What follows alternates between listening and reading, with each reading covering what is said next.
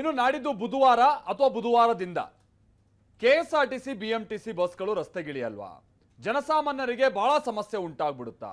ಈ ರೀತಿಯಾದಂತ ಒಂದು ಆತಂಕ ಇವತ್ತು ಸಂಜೆ ಆಗ್ತಾ ಇದ್ದಂಗೆ ಹೆಚ್ಚು ಆಗ್ತಾ ಇದೆ. ಯಾಕಂದ್ರೆ ಈಗ ಆಲ್ರೆಡಿ ನಾವು ಮುಷ್ಕರ ಮಾಡ್ತೀವಿ, ಅನಿರ್ದಿಷ್ಟಾವಧಿ ಮುಷ್ಕರ ಅಂತನೂ ಕೂಡ ಸಾರಿಗೆ ನೌಕರರು ಹೇಳ್ತಾ ಇದ್ದಾರೆ.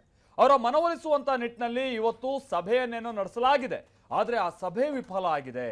ಇನ್ನೂ ಒಂದು ದಿವಸ ಟೈಮ್ ಕೊಡ್ತೀವಿ, ನಾವು ಏನೇನು ನಮ್ಮ ಡಿಮಾಂಡ್ಸ್ ಇದೆ ಅದಕ್ಕೆ ಸರ್ಕಾರ ಒಪ್ಪಬೇಕು ಅಂತ ಸಾರಿಗೆ ನೌಕರರ ಕೆಲ ಸಂಘಟನೆಗಳು ಪಟ್ಟು ಹಾಕಿ ಕೂತಿವೆ.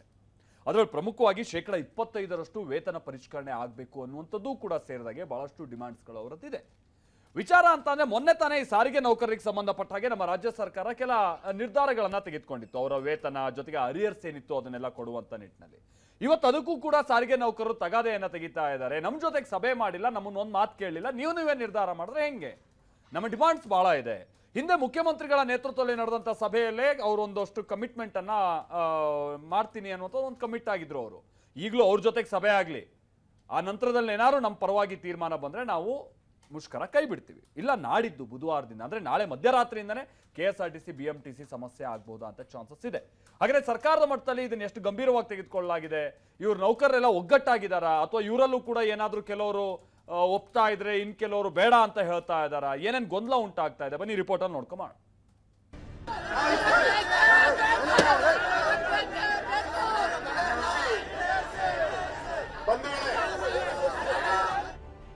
ಸಾರಿಗೆ ಸಮರ, ಸರ್ಕಾರ ವರ್ಸಸ್ ಸಾರಿಗೆ ನೌಕರರ ಮಧ್ಯೆ ಹಗ್ಗಜಗ್ಗಾಟ.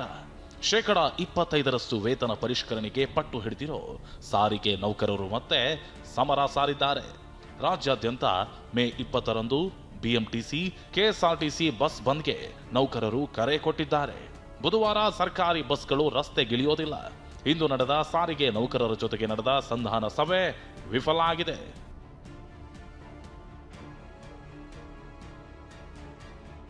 ಹೌದು, ಬೆಂಗಳೂರಿನ ಬನ್ನೇರುಘಟ್ಟದ ಕಾರ್ಮಿಕ ಭವನದಲ್ಲಿ ನಡೆದ ಸಂಧಾನ ಸಭೆ ವಿಫಲ ಆಗಿದೆ. ಎಷ್ಟೇ ಮನವೊಲಿಕೆಗೆ ಯತ್ನಿಸಿದರೂ ಸಾರಿಗೆ ನೌಕರರು ಪಟ್ಟು ಬಿಟ್ಟಿಲ್ಲ. ಸಿಎಂ ಸಿದ್ದರಾಮಯ್ಯ ಜೊತೆಗೆ ಸಭೆಗೆ ಸಾರಿಗೆ ಮುಖಂಡರು ಪಟ್ಟು ಹಿಡಿದಿದ್ದಾರೆ. ಇದಲ್ಲದೆ ನಾಳೆ ಸಾರಿಗೆ ಸಚಿವರ ನೇತೃತ್ವದಲ್ಲಿ ಸಭೆ ಆಗಬೇಕು ಅಂತ ಆಗ್ರಹ ಮಾಡಿದ್ದಾರೆ. ಇಲ್ಲ, ಅದನ್ನು ಈಡೇರಿಸೋದಕ್ಕೆ ಈ ಲೆವೆಲಲ್ಲಿ ಸಾಧ್ಯ ಇಲ್ಲ. ಬಂದಿರತಕ್ಕಂಥವರೆಲ್ಲ ಸಾರಿಗೆ ನಿಗಮಗಳ ಅಧಿಕಾರಿಗಳು. ಇದು ಮುಖ್ಯಮಂತ್ರಿಗಳ ಲೆವೆಲಲ್ಲಿ ತೀರ್ಮಾನ ಆಗಿದ್ದು, ಅದರಿಂದ ಅಲ್ಲೇ ತೀರ್ಮಾನ ಆಗಬೇಕು. ಟ್ರಾನ್ಸ್ಪೋರ್ಟ್ ಮಿನಿಸ್ಟರ್ ಲೆವೆಲಲ್ಲೇ ಇತ್ಯರ್ಥ ಚರ್ಚೆ ಆಗಬೇಕು. ಅದರಿಂದ ಈ ಲೆವೆಲಲ್ಲಿ ಯಾವುದೇ ಬೇಡಿಕೆಗಳು ನಾವು ಯಾವ ಕಮಿಟ್ಮೆಂಟು ಕೊಟ್ಟಿಲ್ಲ. ಸಾರಿಗೆ ಮುಷ್ಕರಕ್ಕೆ ಮುಂದಾಗಿರೋ ನೌಕರರ ಡಿಮ್ಯಾಂಡ್ ಏನು ಅನ್ನೋದನ್ನ ನೋಡೋದಾದ್ರೆ,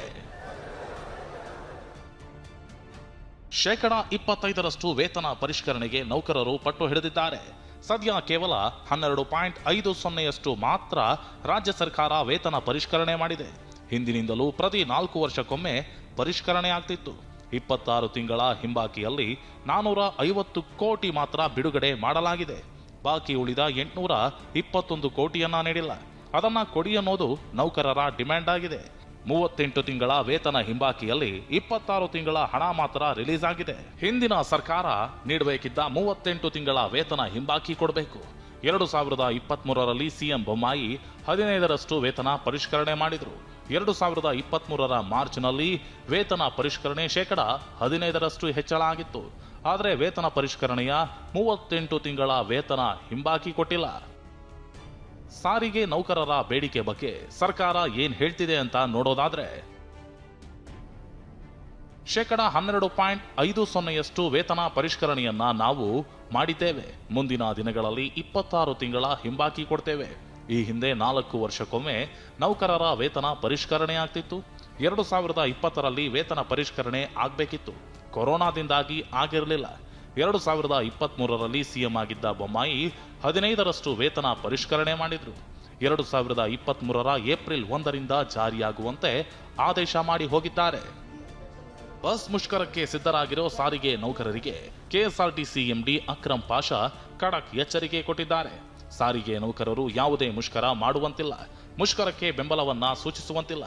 ಒಂದು ವೇಳೆ ನೀವು ಬುಧವಾರ ಕೆಲಸಕ್ಕೆ ಹಾಜರಾಗದಿದ್ರೆ ನೋ ವರ್ಕ್ ನೋ ಪೇ ಜಾರಿ ಮಾಡ್ತೀವಿ ಅಂತ ಎಚ್ಚರಿಕೆ ಕೊಟ್ಟಿದ್ದಾರೆ.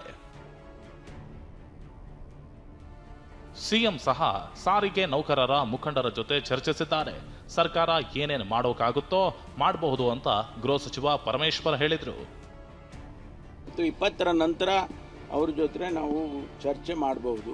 ಅವರು ಒಪ್ಪೋದಾದರೆ ಅವರಿಗಿರ್ತಕ್ಕಂಥ ಅಹವಾಲು ಈಗಾಗಲೇ ಮುಖ್ಯಮಂತ್ರಿಗಳು ಕೇಳಿದ್ದಾರೆ. ರೀಸನಬಲ್ ಆಗಿ ಏನು ಮಾಡಬೇಕು ಅದನ್ನು ಸರ್ಕಾರ ಖಂಡಿತವಾಗಿ ಮಾಡುತ್ತೆ ಅನ್ನೋದನ್ನು ಈಗಾಗಲೇ ಮುಖ್ಯಮಂತ್ರಿಗಳು ಸಾರಿಗೆ ಸಚಿವರು ಹೇಳಿದ್ದಾರೆ. ಸಾರಿಗೆ ನೌಕರರಿಗೆ ಪ್ರತಿಭಟನೆ ಮಾಡಬೇಡಿ ಅಂತ ಸರ್ಕಾರ ಹೇಳಿದೆ.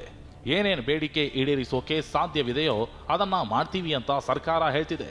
ಇಂದು ಸಂಧಾನ ಸಭೆ ವಿಫಲ ಹಿನ್ನೆಲೆಯಲ್ಲಿ ಮೇ 20ರಂದು ಸರ್ಕಾರಿ ಬಸ್ಗಳು ರಸ್ತೆಗಿಳಿಯೋದಿಲ್ಲ. ಮುಷ್ಕರ ಫಿಕ್ಸ್ ಆಗಿದೆ. Bureau report, TV9.